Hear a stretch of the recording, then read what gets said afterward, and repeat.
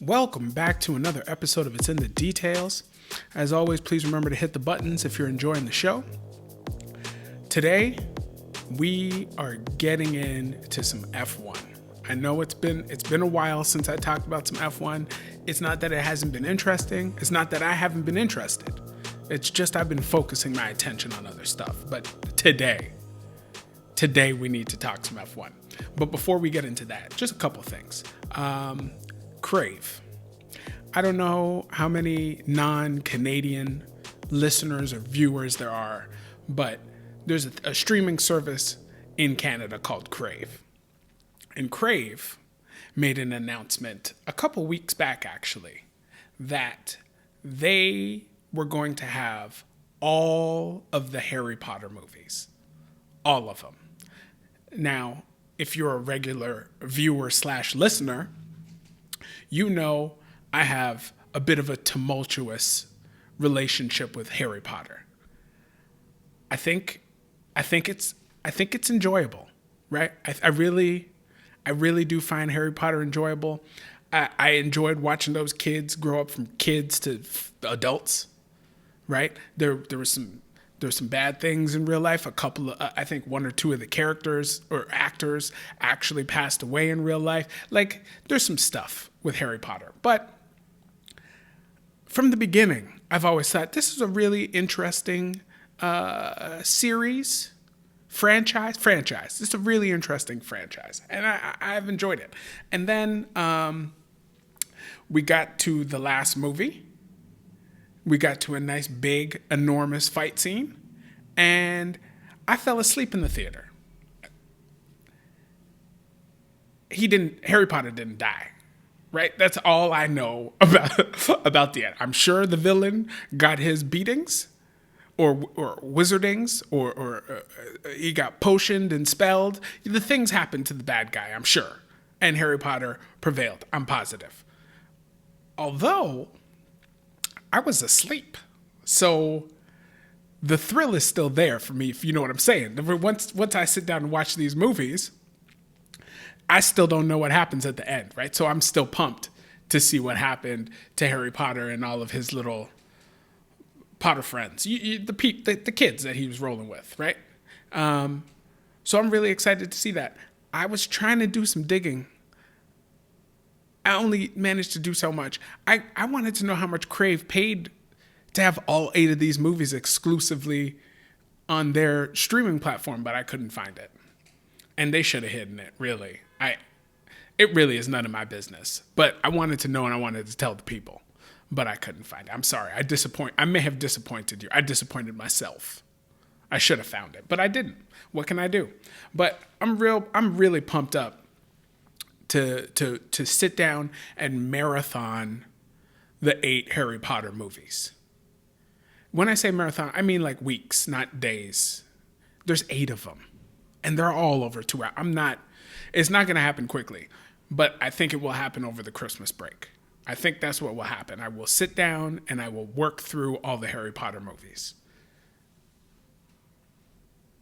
Anybody know where I can get some Harry Potter snacks?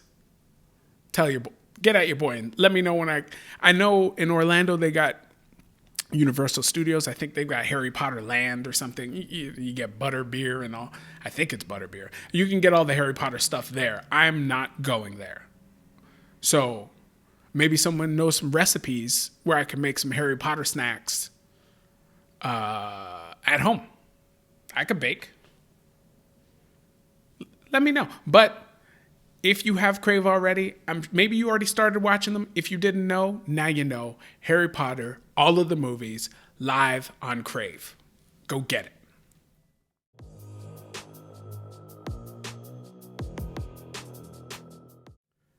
Another thing, I mean, you're going to find out why I'm talking about this all the time, but the Blacklist.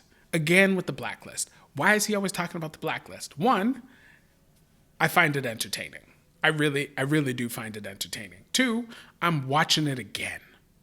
Okay? I've been working through it again, and that's because season 9 is out right now, I believe it's season 9 is out right now. And I wanted to go back because the end of season 8 was so pivotal. The season finale of season 8 was so pivotal. I was like, let me go back and get the whole story again before I settle into this new season. So I've been rewatching The Blacklist. Now, let me tell you about The Blacklist. Not the whole thing. We're not going into it again, but it's not that good. It's really not that good. It's fine. Is it fine at best? It's fine. Like, it's a 6.5, 7 overall. There are a number of characters who have been on the show forever whom are fine. They're fine. The second lead, Liz Keane. Megan Boone. Megan Boone's the name of the actress. She is, I'm sure, a fine actress. I don't particularly love the character they've given her, or maybe even her portrayal of the character on this show. I'm sorry to say that, but that's how I feel. But what I think makes it even worse is James Spader as Raymond Reddington is so good. He's so very good that he's outshining everybody else. The main characters, the people that are on the screen talking a lot. He's outshining them by so much.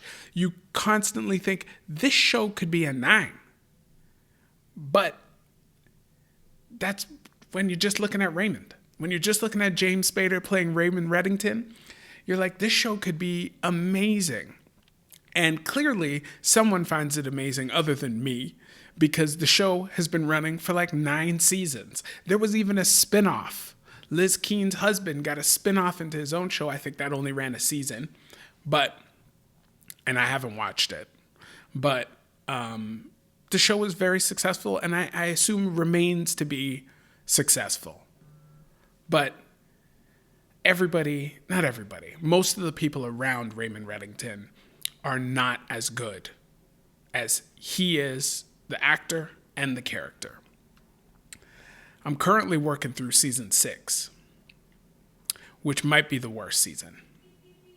It really might be the worst season of them all, because many of the things Megan Boone's character, Liz Keane, does that absolutely infuriates me, okay? They gave her a sister. She finds a sister in season 5, I think it is, the end of season 5 towards season 6. And the sister is just as bad as Liz Keane. So now there's 2 of them saying the same dumb things, having the same dumb ideas, doing the same dumb stuff for episodes. Almost the whole season, they're doing this nonsense. And just, you know what I mean? Just, why? It's not making anything about the show better. And maddening. It's maddening. But Raymond Reddington's so good. He's so good. He just forces you to continue watching. Just forces you. The pauses, the stories, the looks, the physical acting, even the menace. Like he brings it all, and you believe it. I believe it, at least. And maybe it's because I've seen him playing other weirdos and other things where you're like, oh yeah, this guy does weirdo real good. He plays weirdo very good. And when you make him a criminal weirdo, he's even better. He's smarter than everybody. He's got more money. He can do all sorts of things. He can manipulate people to do whatever he needs them to do. And his acting really carries it off. But everybody else.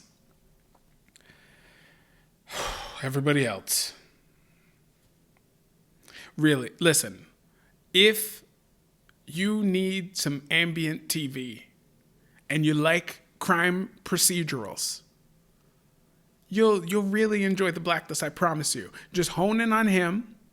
There's also a character named Aram Mojtabai. He brings the comic relief. He it's not over the top comic relief, but you know he's gonna hit you with some good zingers. Why are you focusing on that, sir? You got a job to do. Why are you telling this joke? Why are you giving them these meandering stories when you're gonna give them some facts and some leads they need to go catch some criminals? But you love it every single time he does it. Every single time. So I think you'll really enjoy Raymond Reddington and Aram, and even Dembe. Dembe's solid too. He doesn't say much. That's what his character does. He's the strong, silent type. But you'll enjoy the show if you're into that stuff. And as much as possible, ignore Elizabeth Keene.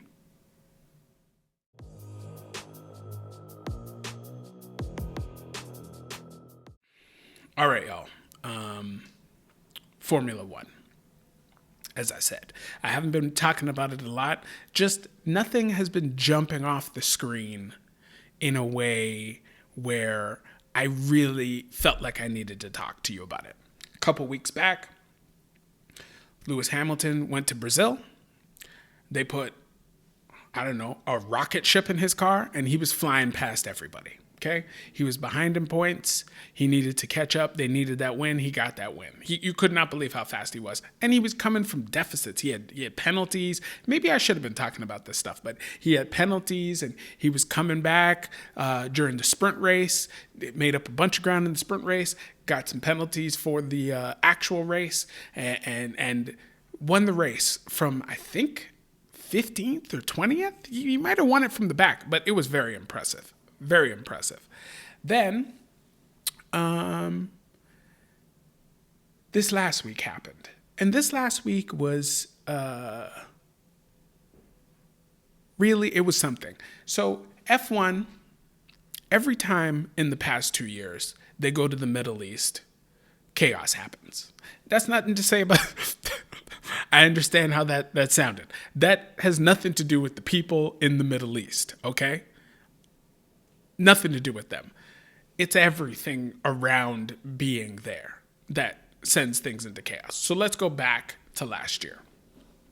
Last year, they went to finish up the season in the Middle East, as they will be doing again this season. And chaos ensued. So we have Lewis Hamilton catches COVID. Okay? Went all season, no problems, caught COVID coming down towards the end of the season. He catches COVID. Okay? So, as they do, they get a replacement driver for his car. They had George Russell signed up under Mercedes, but he was racing for Williams, right? So they call up George Russell to race in Lewis Hamilton's Mercedes, right? And George Russell tears up qualifying, like he's been driving this car forever, takes the lead in the race, leads for much of the race, then catastrophe happens. Mercedes mixes some stuff up. He has to pit stop twice. Then he gets a puncture. He ends up being 3 or 4 laps, I think it was, from winning the race to finishing 15th or something like that. I don't even think he got any points, right? Chaos. I can't remember if it was that same race or the next race, but that's the race where Romain Grosjean drove his car off the track into a barrier. His car splits in half, catches on fire with him in it, and he finds a way to climb out. Got some pretty bad burns, but he did not die, because I audibly gasped in my house because it looked like he was going to die. He was going to burn up in his car, but didn't happen. He survived. They also have issues in the Middle East, particularly Saudi Arabia, where they were last week, with human rights issues. The people over there have their religions. They have their beliefs on what people should and shouldn't be able to do with their own person. And the traveling circus that is F1, everybody doesn't feel that way. I don't feel that way. But I'm not there. I don't have any reason to impose myself on them. But the F1 people are there. They've got big platforms, and they are imposing upon those people. So Lewis Hamilton speaks out on social injustices always. Sebastian Vettel speaks out on social injustices always. So these men are showing up in pink helmets and rainbow helmets. They've got T-shirts talking about their causes and what they need. Even Sebastian Vettel said, people are making changes in this part of the world. I'm not going to just talk about the bad things. He held a go-karting race for young girls in the area this year. Beautiful, beautiful sentiment. Had some girls out here racing. In case you don't know, I believe there are parts of the Middle East that don't really like their women driving. Doesn't sound great to me, but I'm not governing those people. I don't want to say anything terrible. Just, it's a bit surprising. Okay? But Sebastian Vettel held a race for some young girls to go out karting. Fantastic. Sebastian's always fantastic. Now, as we get to the race this past weekend, chaos. They went to a brand new racetrack called Jeddah Corniche Circuit in Saudi Arabia. Brand new racetrack. I believe they were racing or they started practice on Thursday, track walks, all those things. I think the track was finished 5 days before the race happened.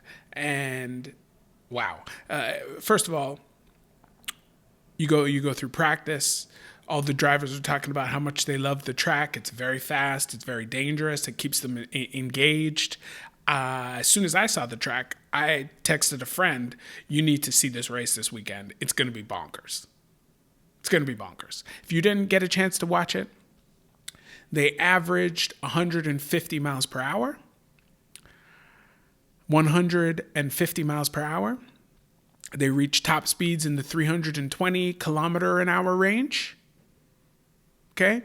They were flat out for something like 50 or 60% of the race, like full speed for 50 or 60% of the lap. Sorry, not the race. And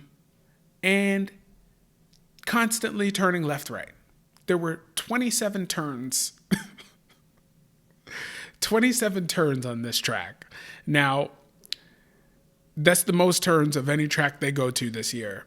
And most tracks have about 15. It was also a street circuit. I don't know what you know about street circuits, but street circuits are typically quite tight because it's streets. They can't build enormous track space when you're using streets. So it's pretty tight. So you get this narrow track, and not narrowed by gravel or grass or anything like that, narrowed by walls. So they've got walls pretty much everywhere, all over the track. You're going 300 miles per hour. You're making lefts and rights all the time. Almost every single one of the turns are blind turns. Chaos, just absolute chaos. And we fast forward to qualifying. Max Verstappen is leading Lewis in points. It does not look like it's going to be very easy to pass cars on this track, given how tight it is and how fast it is and all the turns. Typically, you need some heavy braking zones so people can pass. There aren't any heavy braking zones really on this track. So Lewis is behind in points, behind Max, and if you can lock down pole position, it's probably a good bet that you're going to win this race because it's going to be hard to pass. So we go through Q1. Everybody who you'd expect to qualifies through Q1. You get to Q2, same kind of deal. A couple surprises, but towards the bottom of the grid. Then we get to Q3. Lewis struggles to get his first time in, his first lap in, struggles to get it to count. Then he gets one on the board. pretty good. Max is faster. Lewis gets a second one in. It's about a tenth faster than Max. Then we get Valtteri comes in. He's just a shade slower than Lewis, but faster than Max. So now it's Mercedes 1-2. Max is the last man on the track. And he is flying. Okay? Through the first sector, he's up 2/10. Doesn't sound like a lot, but it's a lot on this track. Through the second sector, he's up 4/10. It's a wrap. It's a wrap, dog. Max is going to wrap this up. He gets to turn 27. Remember how many turns I said there was? 27. He gets to turn 27. Locks up his inside left tire, front tire, skids, goes wide in the turn, into the wall.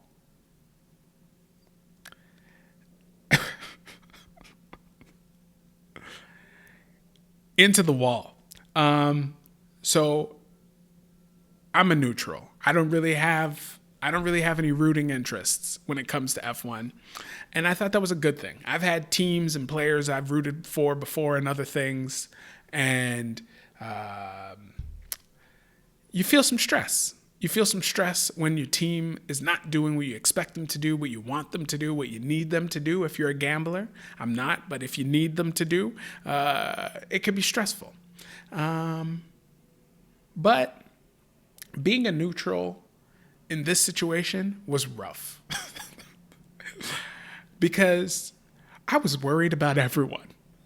I was worried about everyone and how well they were doing. I was worried about everyone and their safety. This track is crazy. So when Max hit the wall, I screamed. I think I screamed. I'm pretty sure. You can ask some neighbors. I'm pretty sure I screamed. I could not believe it.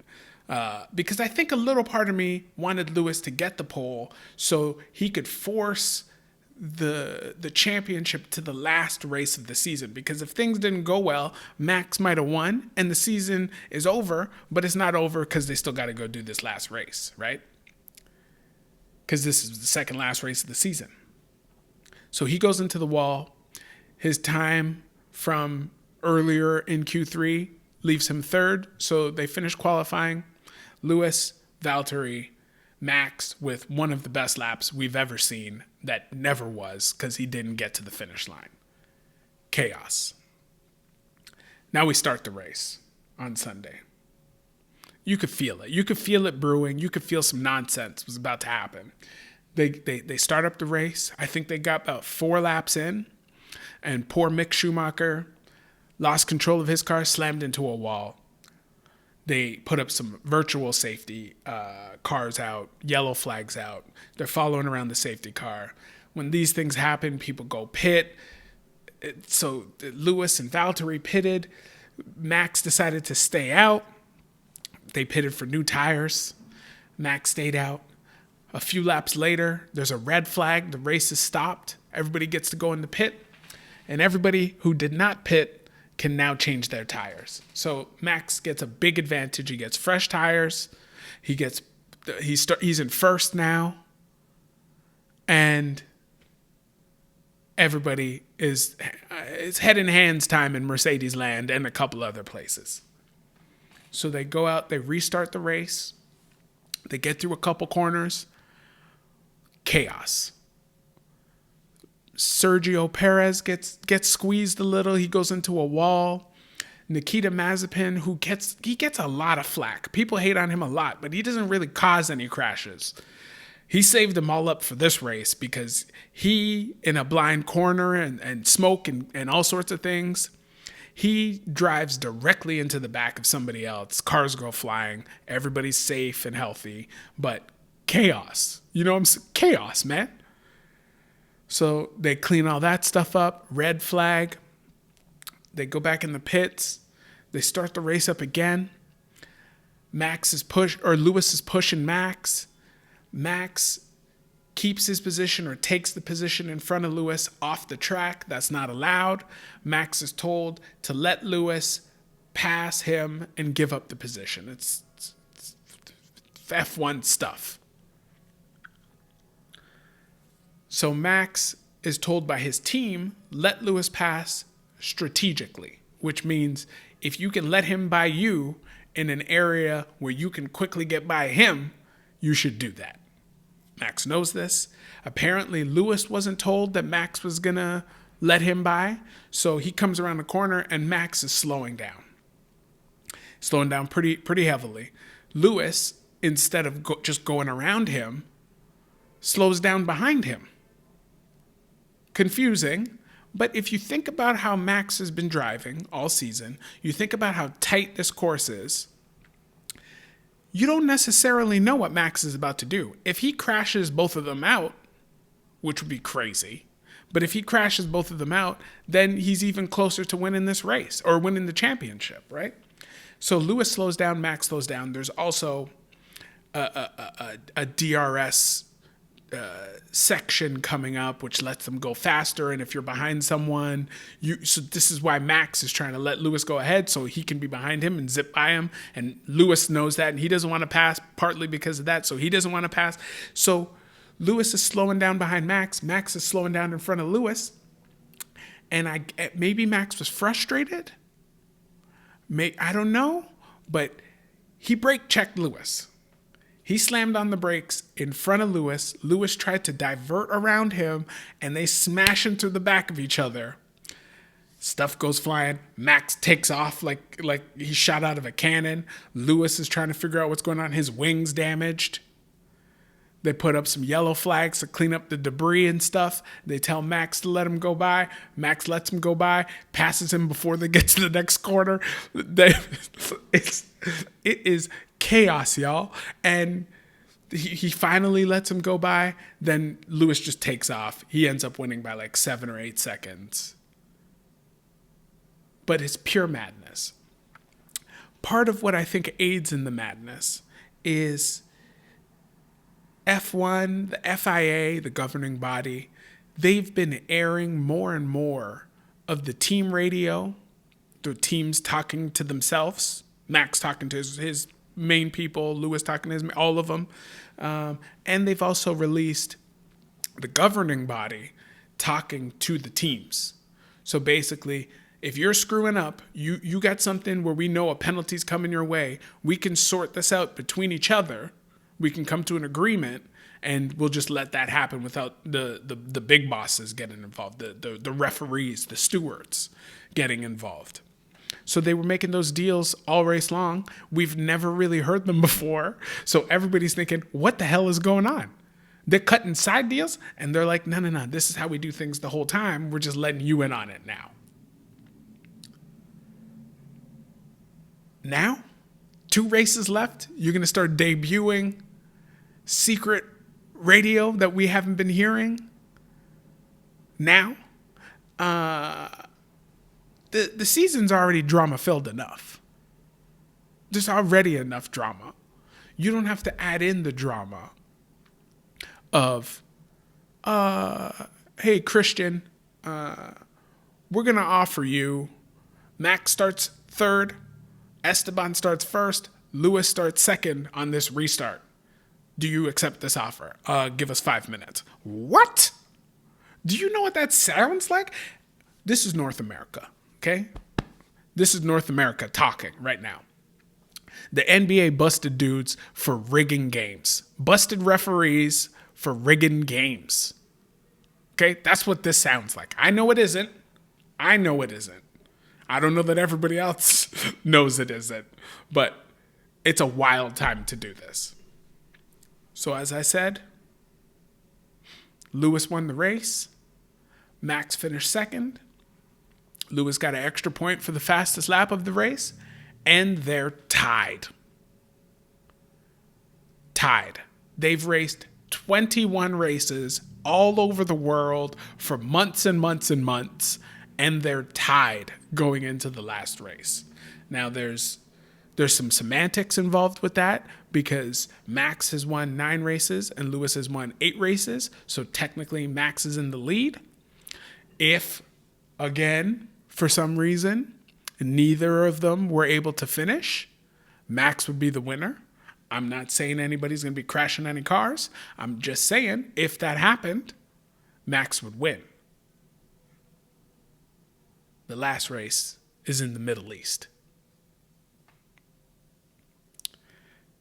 Chaos. And with that, thank you very much for joining me on another episode of It's in the Details. A little bit of housekeeping. This will be the last episode for a little while. We are going to take a little break through the Christmas season. We will be releasing the next episode on January the 6th. Okay? So I'm just going to take some time to recharge these batteries. I planned on doing one episode a week of these things for a year. We're not quite at the year mark, but I decided to do a second show with my boy Roger. We did the Big Brother thing. We filmed a bunch of episodes for that. I'm tired. I'm tired. Okay? So I appreciate you being with me all this time. I'm going to take some time off. Be back with a fresh, hot new episode January 6th. Enjoy your eggnog. Enjoy your families. Enjoy your Christmas movies. Personally, I may watch some Home Alone or some Elf. But you do you. But anyway, I thank you so much for everything. Thank you for watching and listening and sharing all of 2021. We will be back with some hot fire in 2022. So take care. See ya in, I think it's 3 weeks? 3-ish weeks. See ya. Take care, y'all. Merry Christmas, happy holidays, all the things. Peace.